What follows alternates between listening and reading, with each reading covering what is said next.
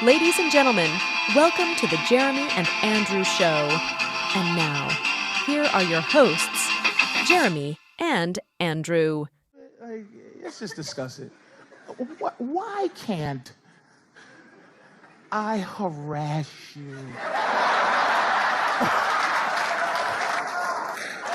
Sometimes.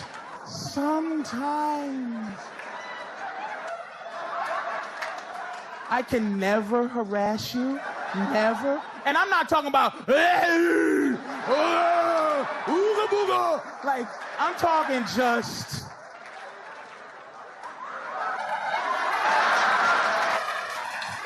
at the job.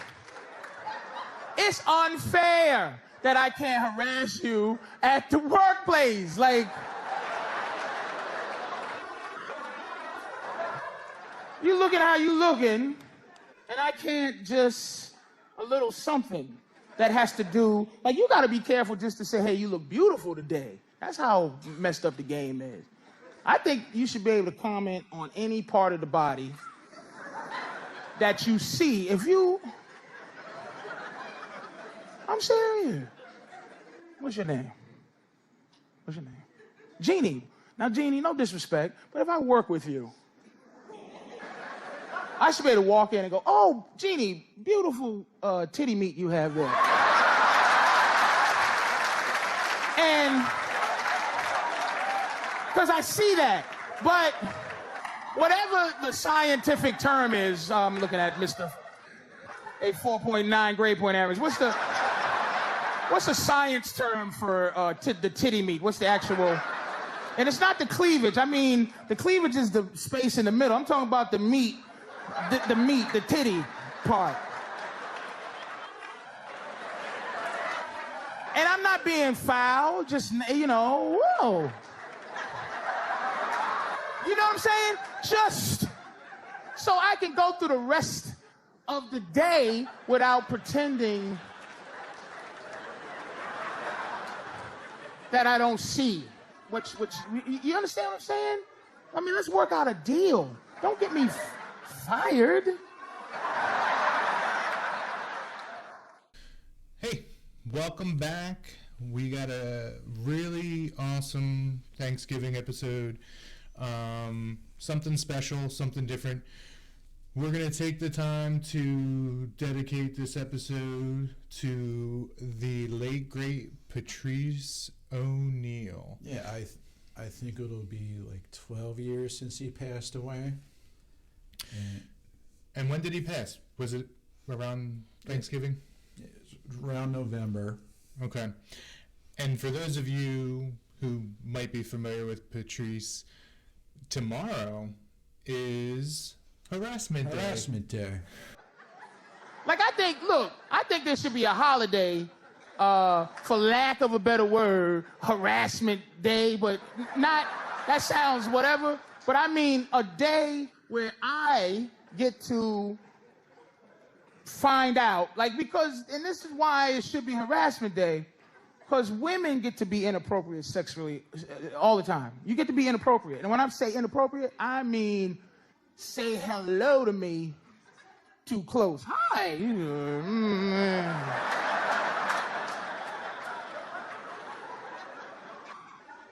Or some weird massage because you think we're friends and you, good morning, a little kiss, and he's just like, oh boy. And you think in your head, man, I wonder if I, you know. But Harassment Day allows you to be able to ask all year. I say the Tuesday before Thanksgiving.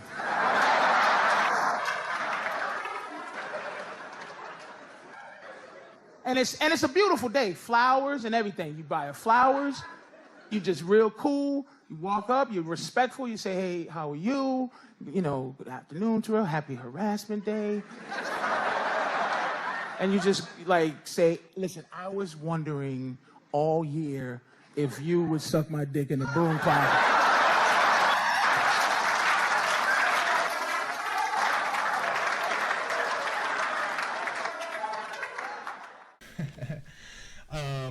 So yeah, great bit. If you haven't seen it, The Elephant in the Room is a special. Mm-hmm. It's really, really good.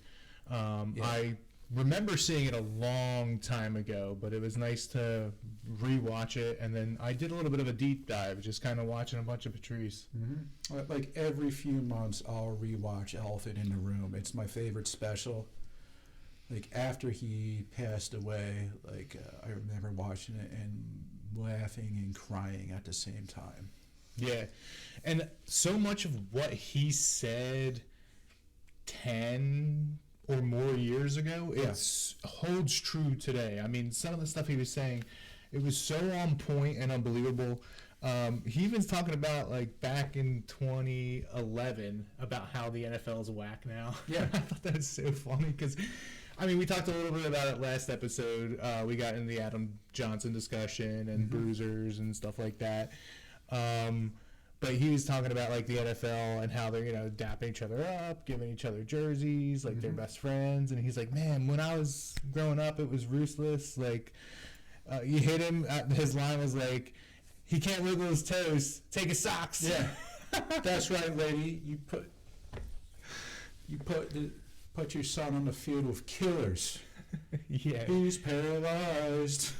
Dude, his line was so good when he was talking about that. I was dying the entire time, and it's only gotten softer and softer. And that's 2011. So he was talking about that stuff then.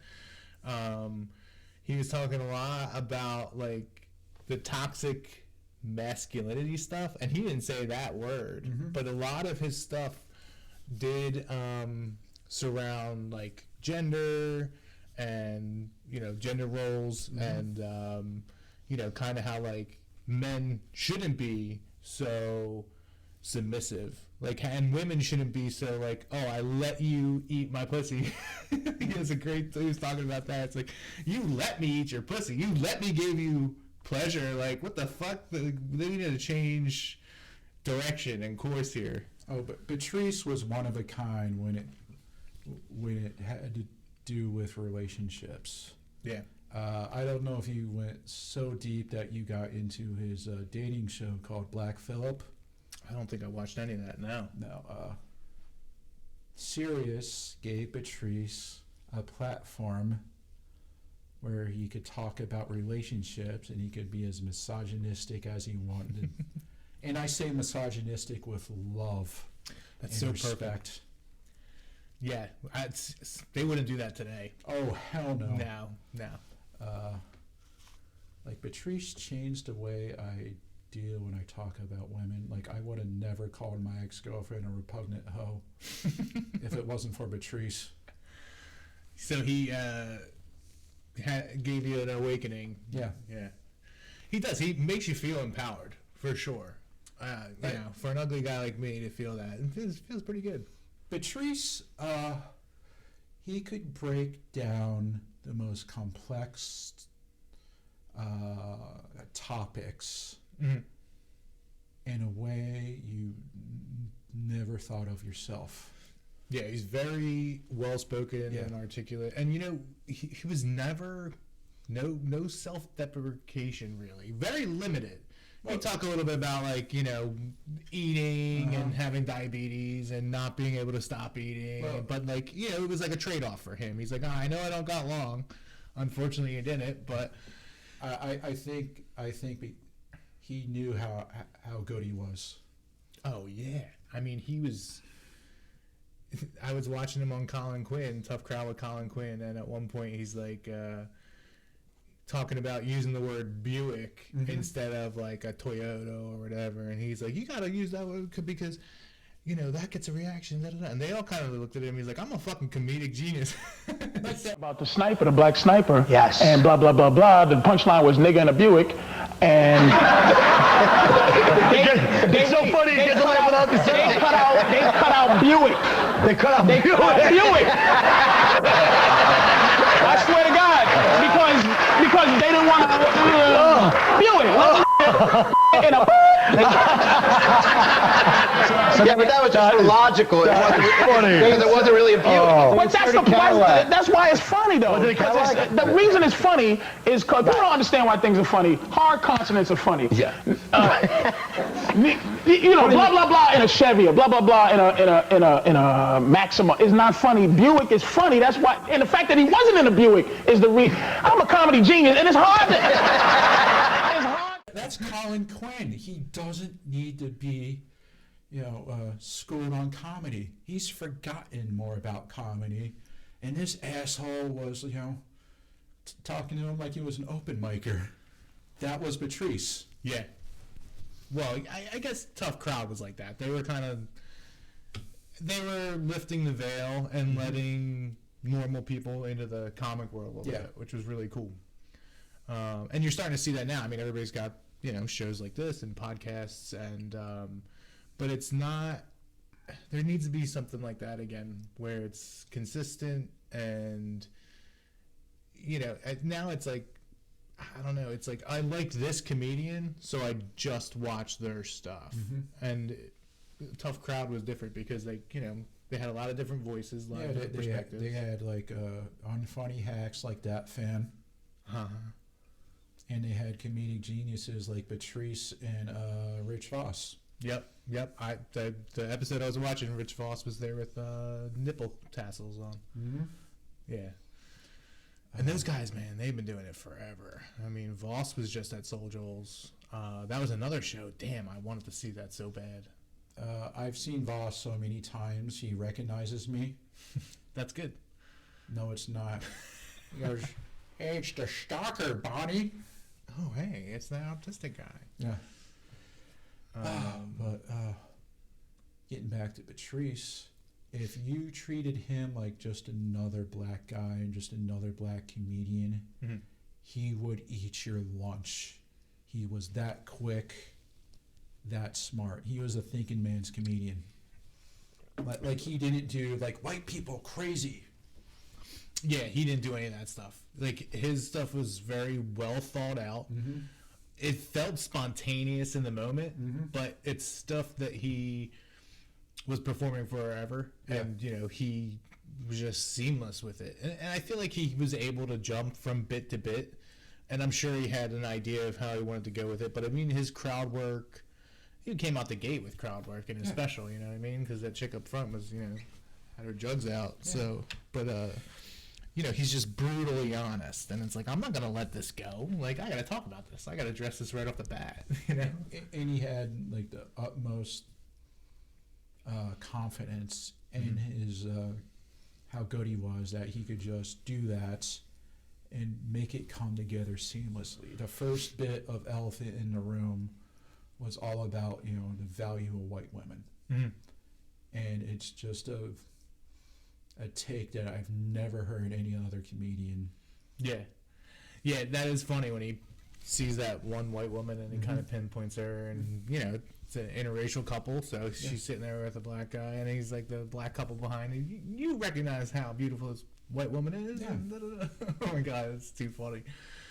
Yeah, if you go missing, how long you think they're gonna look for you? 8 minutes, maybe. Yeah, that one girl was just like, this white woman, though, I mean, who was that girl that went missing in Aruba? Natalie Holloway. Or Holloway, whatever. I don't fucking know. Natalie Holloway, that angel. You know how you can tell how pretty a white woman is? The value. You look at her, and then you wonder how long they would look for if she was missing.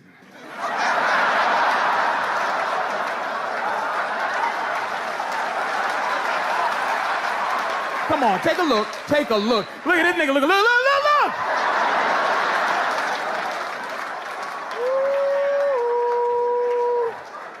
I saw you look mad, sweetie. How long, if you was missing, how long you think they were? Exact. She went.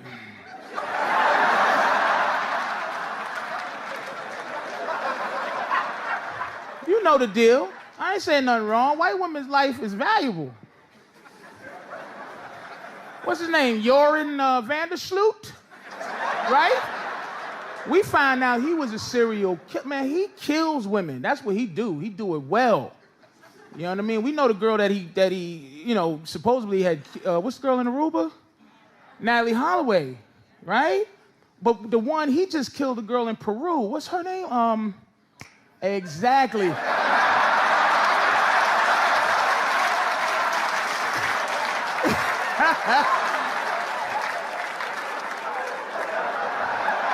how fast you said Natalie. You said Natalie. Natalie Holloway, that angel. Y'all said that like Family Feud. All right, name a white girl been missing for 5 years in Aruba. Natalie Holloway. Survey says.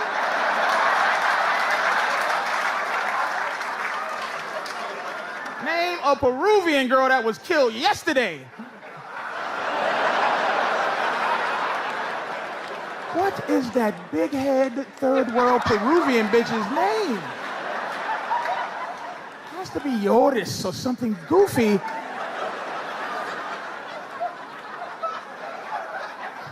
Don't get mad at yourself. I gave it to you. You saw how fast she said Natalie Holloway. Diana Ross right here said she knew her name. That white girl with Natalie Holloway. And then what was the other girl? Exactly. Nobody knew. Yeah, he never. The thing of Patrice is you never knew what take. How he was going to address something. Mm-hmm. You know, sometimes he was, radical. Sometimes, he agreed with you. Sometimes he agreed with you and you still wanted him to shut up. Yeah. Well, he wasn't too political either. Like, I would compare him almost to, like, he had the ranting of Tim Dillon, mm-hmm. but not the political stuff. But then he also had like that smooth delivery where it came. I don't know who else to compare him to.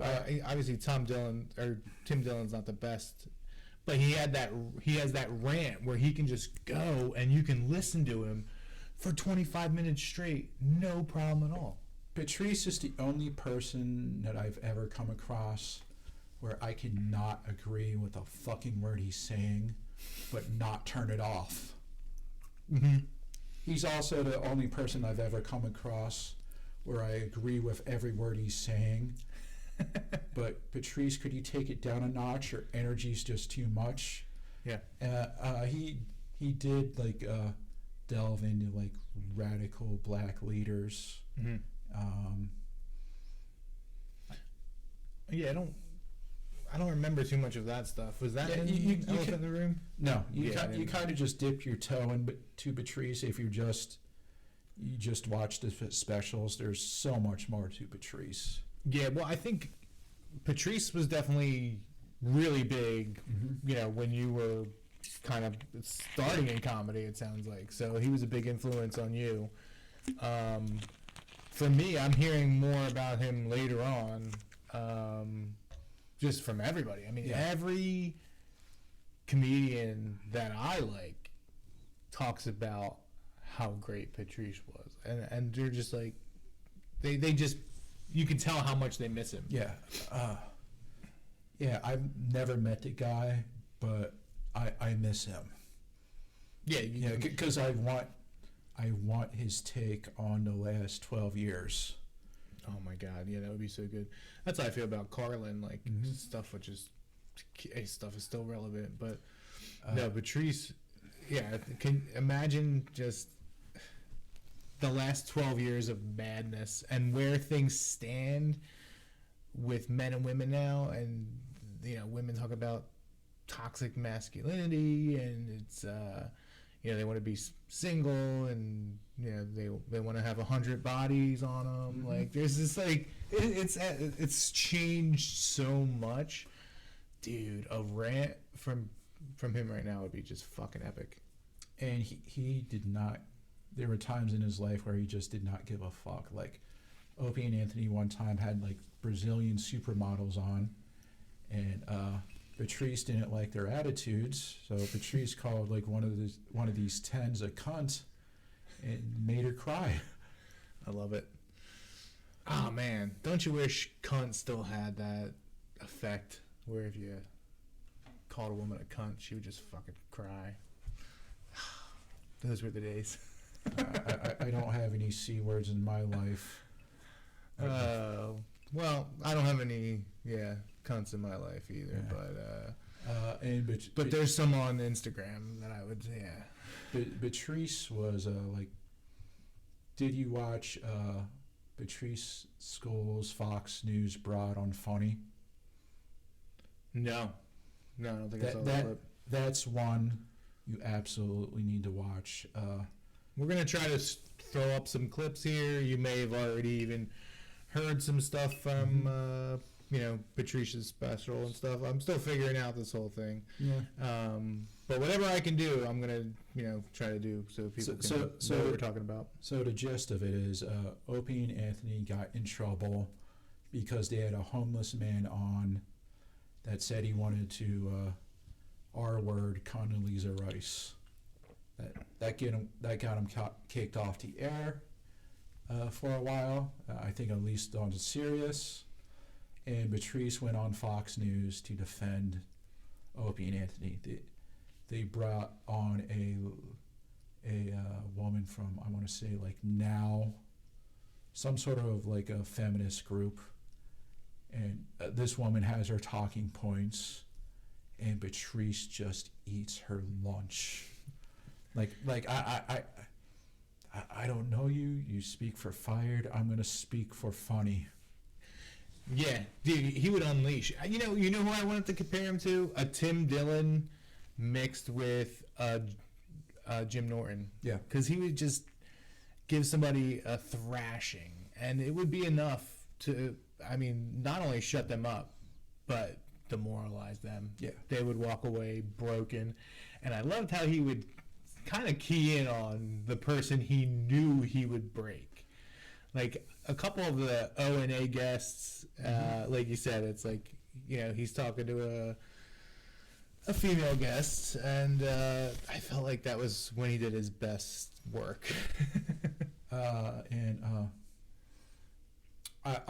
I've talked to people, other comedians who like interacted and kind of knew Patrice. He was one of those guys who can read you immediately. Yeah. If you were phony, Patrice would pick up on it. If you are an asshole, Patrice would pick up on it. Yeah, because he was 100% genuine all the time. Yeah. Like he was always himself, and he was, he wouldn't let anybody keep him quiet about it. Like even to his own deficit. I've heard stories that he would go for like pitch meetings in L.A. and he would, bitch these Hollywood executives out for giving Carlos Mencia a show. I love it, dude. That's amazing. What else can I? Do you want to talk a little bit about Harassment Day and what that is? And well, again, we're going to try and throw up some of these clips and stuff for you people to check out. I'm not going to do it any justice, so stop what you're doing. Watch Harassment Day. Come back. We'll still be here. Yeah, I thought I had a mark. Oh yeah.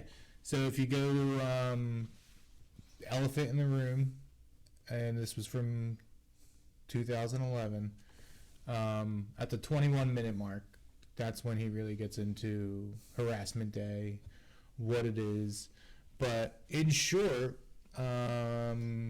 it's basically a day of the year where if you're in an office and you're working with, some beautiful ladies, because things are so PC and you don't want to get fired, God forbid, there should be one day of the year, the Tuesday before Thanksgiving, tomorrow, that you should be able to ask that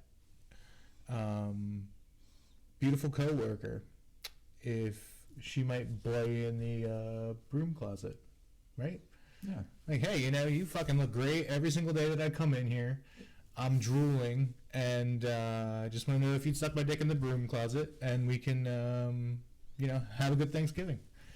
Just that one day of the year where you can harass. And he just brilliantly talks about the double standard between men and women. Yes. Well said. Yeah, and he's not mean about it. No, he's perfectly logical. Yeah. He's waking people up too, I think, a little bit. You know, there's people that it's easy to be on a soapbox and it's easy to be on your high horse, but when you're actually there in that audience, I mean, how can you not fucking laugh? I mean, the dude is just funny. Everything he says is well thought out. It's on point. And you can't say, no, that's not right. That doesn't make sense. Like, everything is genuine. And that kind of drives me away from certain comedians where what they say might be funny, but you can tell it's a lie. It's not real. It's not genuine. I had a few bits like that too, where I've had to kind of, just get rid of them. Because even though a portion of it's true, the portion that's not true is so just fucking out there that it just doesn't resonate with people. And Patrice is totally the opposite. Everything he says, he would say it on stage and he would say it across the table from you at dinner. Like, no issues. I heard that Patrice never wrote anything down. He was one of those guys just resonated in his brain, and if it was funny, Holy shit. it would still be there. And Elephant in the Room was Patrice at his most polished. There's another special he did that came out after he died, like a CD called Mr. P, where it's Patrice at, it was at the DC Improv. That was just him in his natural environment. I don't think they cut him down. It was just him doing long form. Did he ever do roasts? Yeah.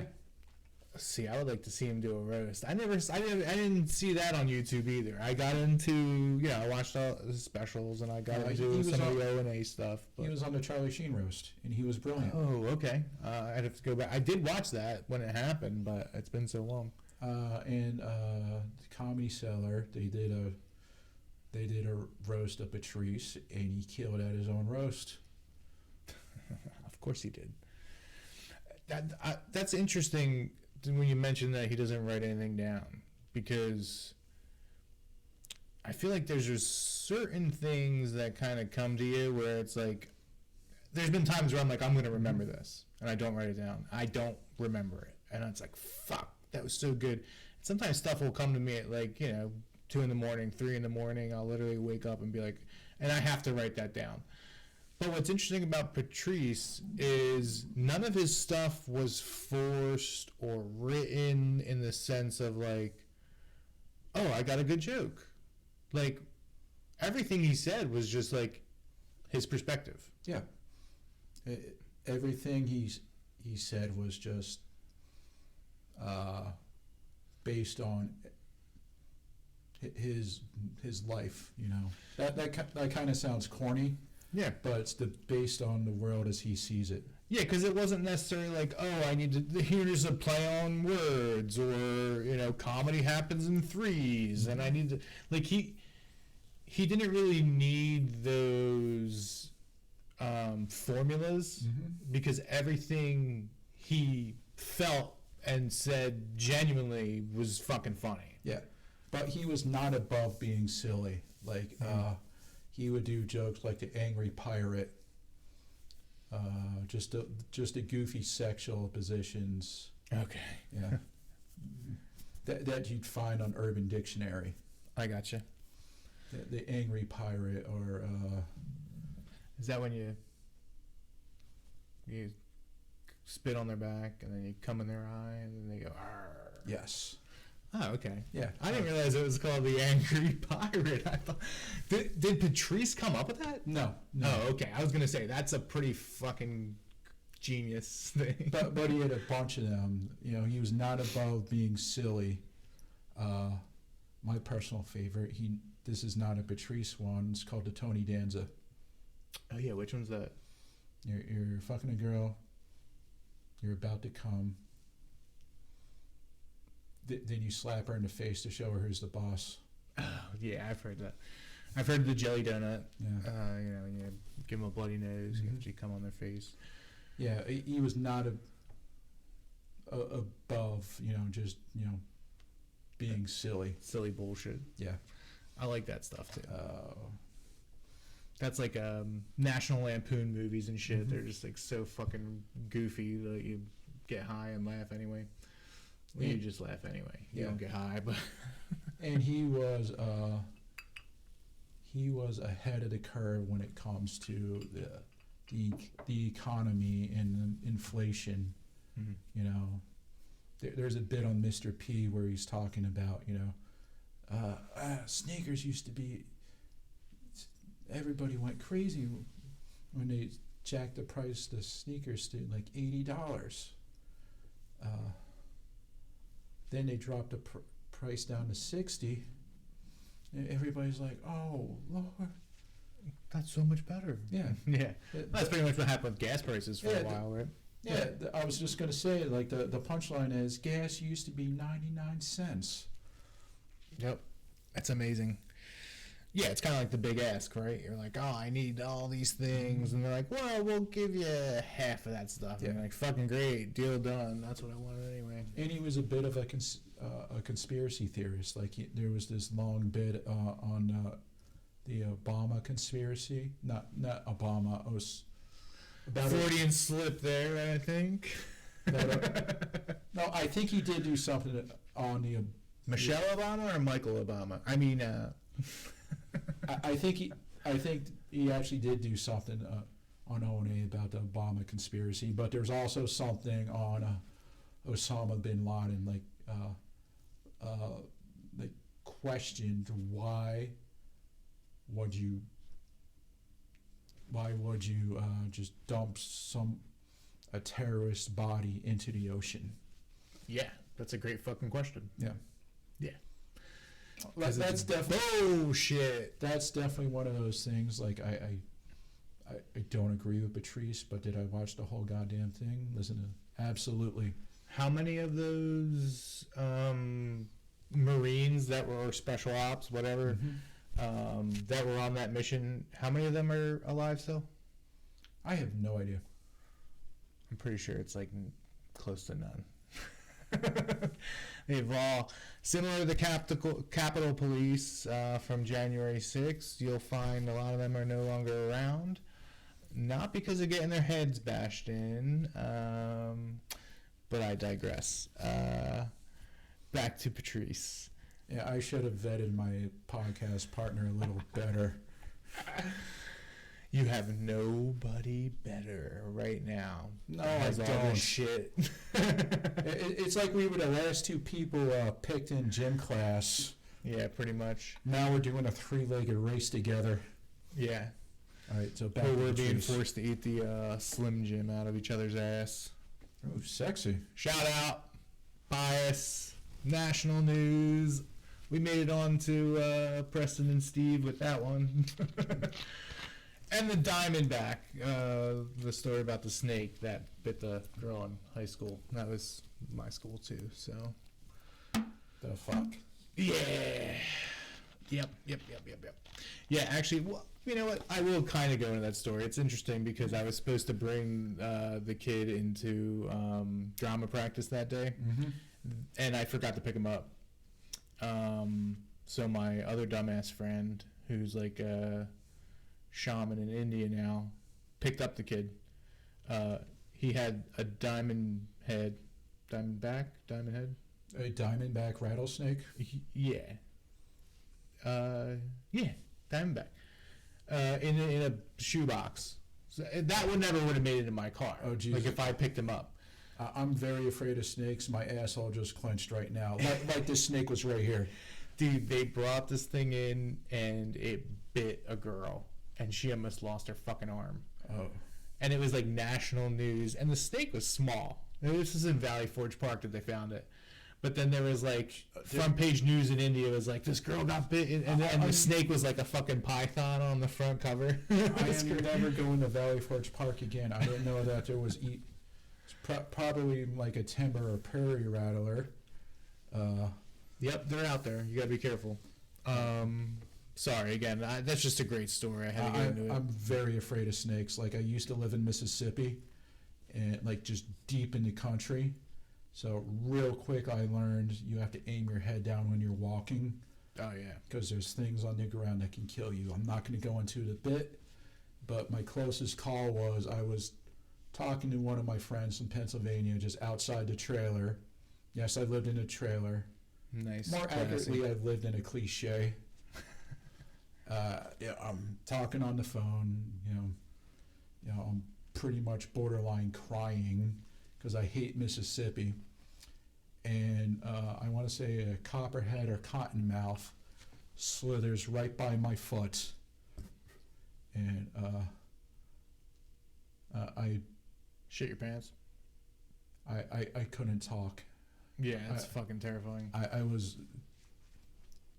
It took. As not good at communicating as I am now, that's how I was trying to tell my mom to bring the dogs in. Yeah. So- A little tiny snake fucking freaks me out. So that would have really got me. Constantly, you had to be I don't even want to step in a cognizant. bee. Like step on a bee, like when you've got bare feet in the grass. I don't even want to do that. A fucking snake. Come on, bro. You had to be cognizant of. Although you could be Bubbles in Trailer Park Boys. I could see that. You got a little bit of that. Of course, I would have the one. The dude with the Autism? Cats? You love cats. yes, He's I a do. cat man. Cat man do. So what I did to kind of like command my fear of snakes a little bit. You stuck it in your ass? Come on, man. You gotta. Yeah, fuck it. Yes, I stuck a snake in my ass, leaning into the bit. But no. Yes, and What I started doing was I started going on Reddit and learning how to identify snakes. smart. Good idea. Which ones to eat? Which ones to not eat? Don't eat any of them.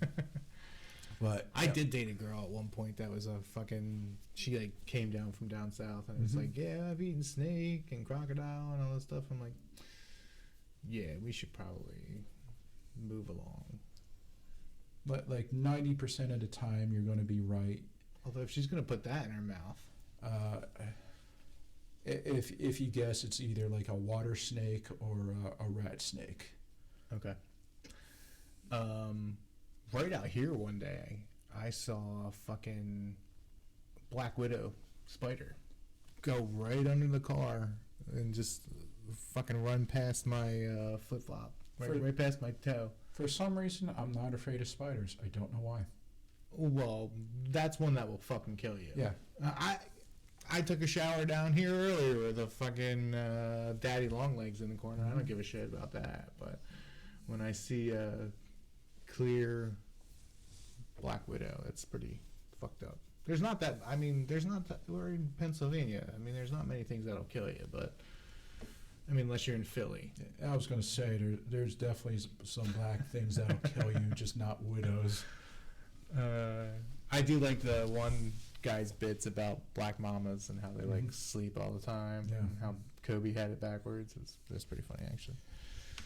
All right, we got to get back to Patrice here. Yeah, back to Patrice. So I'm wondering, like, for you, other than his comedic style, the timing, you know, he was a diabetic, and you're a diabetic. Is there any like common ground there in the sense that you fucking were like, oh man, this guy's doing it and he's, you know, talking about this stuff that I can relate to? Like, was that any influence or? Like I became a diabetic like probably about 6 years after he died. Oh, so you're not an OG. Yeah, I became a diabetic like 37 or 38. Okay. If anything, you know, Patrice being a diabetic is a cautionary tale about what not to do. Yeah. Now,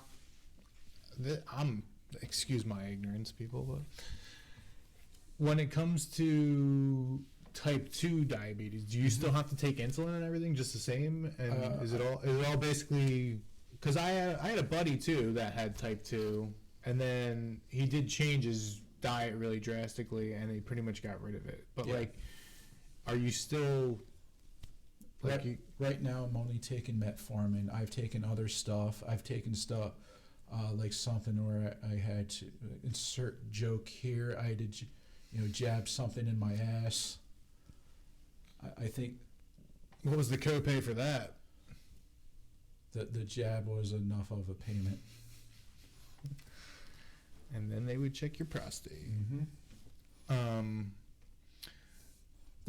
The joke I used to do on stage is I feel a kinship with Patrice because I'm probably going to die the same way. Yeah, that's a good one. I mean, obviously he was a young dude when he passed away, and obviously there was complications from that. But he talked about it on stage. Like, he talks about, how like cookies will kill him, right? He's like, talks about Oreos, and he's like, it's not heroin, it's not this, it's fucking cookies, like. But he talked about, I guess, struggles with that, and like, he knew that he was going to die from it. He talked about it. As smart of a guy as he was, he just could not figure out a way to get his sugar in check. Mm-hmm. I don't know if he stopped taking his medicine or his diet. Obviously, his diet was not good. He was close to 400. Wow. Yeah, you see, it's interesting because he seemed like he was pretty big in the very beginning, and then he seemed like he lost some weight, and then he went pretty big again towards the end. Which I guess, Farley was a little bit like that too. He was like really big at the end when he was having a lot of issues. But I think Patrice got diabetes pretty young. I want to say like 18, 19, 21. Oh, so he was type 2 then? Yeah. Okay. I could be wrong. Don't quote me. Fact checkers. And I don't know. I'm not good at managing my diabetes. There's tons of things that I shouldn't eat that I eat. Well, you got to get that shit under control, because if we get a Patreon and this shit blows up, I'm going to need you in it for the fucking long haul. Yeah, you're probably pre. Yeah, I'm pretty premature. I fucking come pretty quick. Pre-diabetic. Oh, yeah, pre-diabetic. Yeah, I don't know. I mean, I've been bigger than I am right now. I also do have issues. Like, I have issues with my back. I have a, herniated disc and disc degeneration, shit like that. So I've had, like, numbness in my feet before, but usually it's because of, like, a pinched nerve or something like that. So I've had blood work. Nothing's ever come back other than, like, a little bit of a high cholesterol. But other than that, I've never had issues. And I started working out pretty consistently about a year, and actually coming up on 2 years. I've been really bad this past couple months, but yeah, I mean, I try to keep it somewhat in check. But one of the things I am gonna start doing, dude, David Lucas was just on fucking Kill Tony. He looked good, dude. He lost like 28 pounds, and he says he's just cutting out like sugar, which is fucking hard. Obviously, I mean, sugar's in everything, but I'm going to try to do a little bit of that. We'll see. Maybe we'll do a weight loss thing. I'm 299 right now. I actually weighed myself yesterday morning. I got to be over 3. I don't know. I thought I was going to step on and be 315 because that's about like where I'm at my heaviest. And I thought I had to have been there again because I've been slacking a little bit. But I haven't been eating all that bad, and I stepped on 299. I was actually, it's pretty sad when you step on and you see 299. You're like, yes, under 300. I think the fattest I've ever been is like 340. That was probably about 10 or 15 years ago. They knew my order at Wawa. Yeah, you should have went to Primo's instead, unless. What was your order? I don't remember. You don't remember? They probably remember if you walked in right now. But yeah, at least I cut out the full sugar soda. I do the Coke Zero. Or Mountain Dew. Mountain Dew Zero. It's all the same. I'm autistic. That looked like a Coke Zero to me. That's not autism. That's retardism. Yeah, it's weird. COVID fucked up my taste and smell for a while, and it's kind of gone away. But even fairly recently, like Hershey's chocolate, Coca-Cola, Sprite, it has and Pepsi. It has this weird chemical taste. It's disgusting. But weird. Like Dr. Pepper doesn't have it. Like I was fine with Dr. Pepper, orange soda.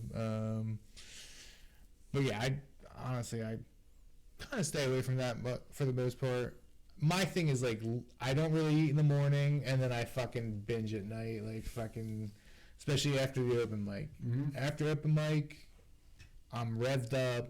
I haven't eaten for hours usually, and then it's like I get home and I'm editing my shit, and it's like boom, let me just fucking eat some pasta. I probably only eat like twice a day. I have a bigger than normal lunch. Then if I'm at the open mic, I'll have like an order of like poutine and like a Diet Coke. Yeah, I like their wings. Their wings are pretty fucking good. The lemon pepper wings, which is weird because usually I like some sauce on my wings, but that dry rub is actually really good. Gatsby's Pub, Pottstown, PA. Check it out. Come see us at open mic Tuesday nights. Their 7 noms p.m. are to die for, and you can take the food advice of two fatties with diabetes and pre-diabetes. We know what we're talking about when it comes to food, though. Oh, yeah. So with Patrice, is there? I know we've talked a little bit about elephant in the room. Is there? And you mentioned like some news segments. We mentioned Tough Crowd with Colin Quinn, Opie and Anthony. You can listen for days and days and days of his content on Opie and Anthony. Is there anything that we're missing? Is there? There's tons that they're missing. Like Patrice breaks down the song "Creep" on just a random radio station in San Francisco. Patrice was good at breaking down white people. He had a PhD in white people. Yeah, he did. Let's see. It's raining stuff. The United Areas of Patrice. So much. You'll notice too, his crowds are very mixed, super diverse. Yeah. Like everybody's there. Like everybody's laughing.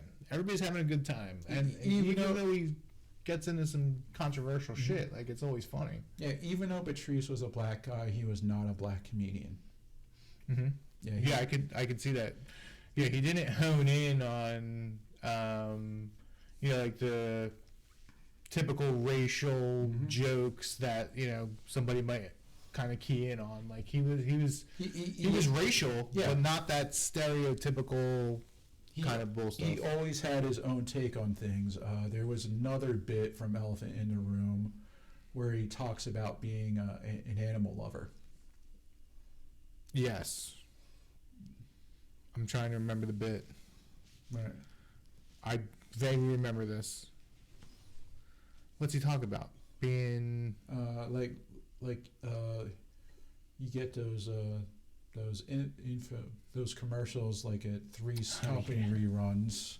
Yep. They catch you off guard. Yep. The cat's got a pencil in its eye or some There's shit. There's a pencil sticking out in his hand. Why are they sticking pencils in their heads? Oh my god. Yeah, that is funny, man.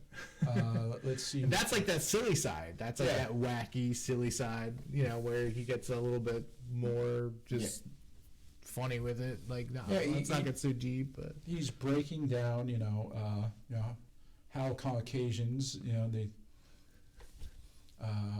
they react to that stuff, but it's not 100% serious. Yeah.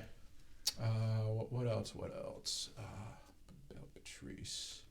Oh, I was actually at this. Opie and Anthony had a traveling comedy. I'm sorry, that wasn't Patrice. That was Bill Burr. I could see how you could get those two mixed up. They were best friends. Oh, were they? Yeah. Oh, wow. All right. They were New York guys, right? Yeah. I guess so. It's Boston guys first. Oh, so they go all the way back to Boston. Yeah. There is just Wow. so.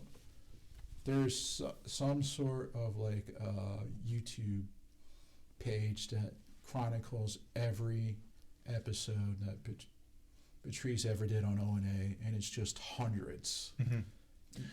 It's interesting to think like Bill Burr, Louis C.K., Ron White, like just thinking of some of these comedians that are, they've been around forever. Rich Voss, Bob Kelly.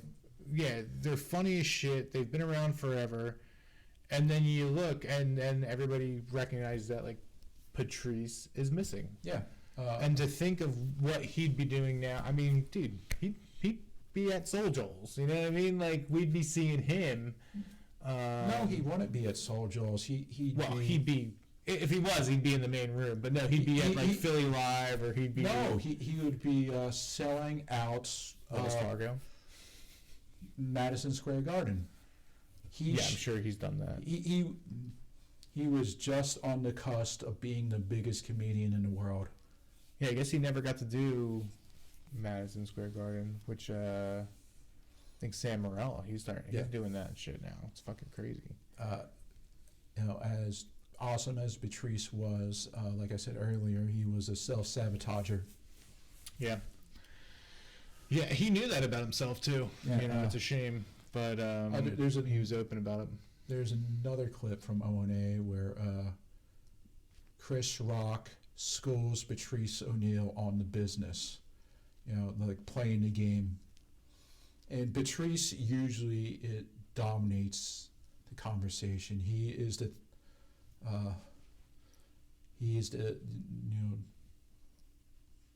biggest personality in the room. Mm-hmm. Patrice had to just shut up and listen. Somebody more successful, maybe just as good of a comedian. Yeah. Yeah, Patrice never got slapped by Will Smith. I mean, no. He would have. That would have been actually really funny to see that, because Patrice wouldn't have taken that shit. Will would have never fucking hit Patrice. No. That's like. And the best part is, Patrice wouldn't have had to have used his hands. Yeah. He just would have used his voice. Yeah, he would have shredded. Oh, and it wouldn't have just been Will. It would have been Jada, his goofy ass kids, her 5 boyfriends. There would have been some just some people who weren't even there, who didn't even deserve it. Jazzy Jeff. Isn't the best alopecia joke is just to be like, asking if the carpet matches the drapes, because I, don't really like the drapes, but if the carpet matches, then I'm down. Write that down. Scratch it out. And write it back down again. Scratch it out. Cut it in half and double it. There's until further notice, I am still the talent on the show, and the talent would never do a joke like that. Okay, let's put our autism tests up right now. Look at the talent bar. They're pretty fucking similar. Dude, those tests were funny. You know what I forgot to do on the last one? Maybe we'll have to talk about this again on another episode, the autism stuff, because I forgot to go over some of the questions that are on the test. So we'll have to deep dive into that a little bit more. Yeah, circle back, as they say in the corporate world. Yeah, circle jerk back, as they say in the non-corporate world. They don't say that. You just made that up. That sounds like something my dad would say because he's trying to be edgy. Because he was edging? Okay. You are the father here, so I can only expect the dad jokes. I love it.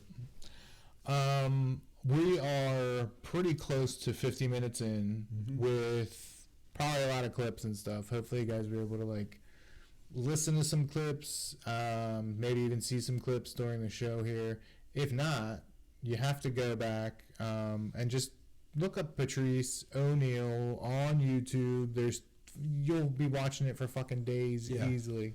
I heard some comedians say, I forget which one. Like, Patrice may not be your favorite comedian, but he's your favorite comedian's favorite comedian. And that's totally fucking true, because that's every legendary comedian talks about how he was one of the greatest, or the greatest. Yeah. It's like him or Norm Macdonald, pretty much comes down to those guys. So if you really want to be successful in comedy, make sure you die very soon. No, I'm just fucking around. Bad jokes. Do you want to give your plugs? All right. Just look me up on all my socials, Facebook, Instagram, MySpace, at Jeremy Hubsher, and Hubsher is spelled Hubsher. And Andrew G, check me out. Andrew G Comedy, YouTube, Instagram, and then we're still taking questions. Hopefully we'll have a bunch of those flowing in, and we'll kind of do an episode. You can send those to andrewgcomedy3@gmail.com. We love you guys. Be safe. Happy Thanksgiving. Happy Harassment Day. Happy Harassment Day. Go get a blowjob in the broom closet. Yes, please. Bye. Bye.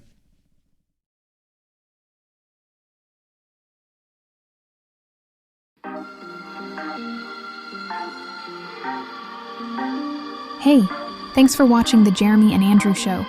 Be sure to like, subscribe, and hit the notification bell. New show every Monday at 6 p.m. Eastern.